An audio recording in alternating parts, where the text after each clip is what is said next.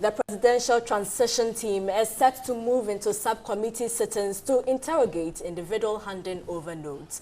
A total of 39 handing over notes from the outgoing government, with the exception of those from the office of the president's machinery, have been handed over. The president-elect's side of the transition team had initially received 8 notes. The Administrator General, David Yarrow, presented 31 more notes to the team, bringing it to a total of 39 notes. The only handing over note yet to be received is from the Office of the President's Machinery. Spokesperson of the President-elect's side, Kojo Oppong Nkrumah, who replaces Mustafa Hamid, stated the team has the assurance of receiving the last note.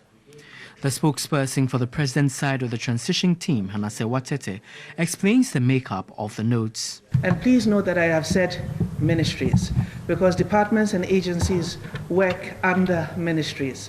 And the way that the handing over notes are drafted, it also includes a summary of the departments and agencies in respect of which any ministry has oversight. The transition process has been dogged with allegations of the sales of some government property, award of new contracts and recruitment of military personnel. These issues have been a source of major disagreement between the incoming government and the outgoing administration and have threatened the smoothness of the handing over process. In a related development, both sides of the presidential transition team have agreed that any contract to be signed or further employment should be conducted in consultation with the incoming government's team. There were allegations from the incoming government side of the transition team claiming that government, after losing the December 7 polls, is still signing contracts and employing into the public sector. The president-elect's team requested the outgoing team to be forthcoming with information. At the transition team sitting on Monday, December 19, the issue came up.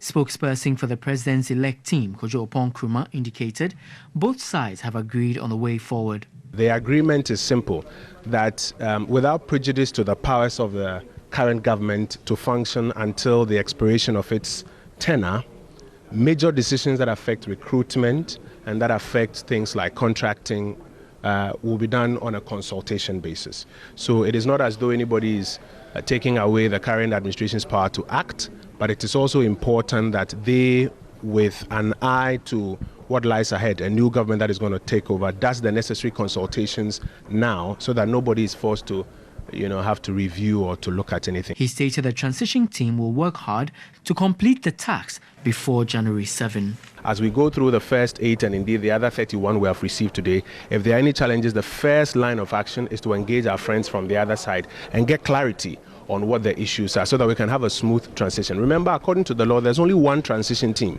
At an opportune time when the president-elect is giving his State of the Nation address and is addressing the nation, he will tell us the detail of what he found or what his teams found in this and how, therefore, it impacts his 4-year mandate and the roadmap to deliver on the promises that he has made to us.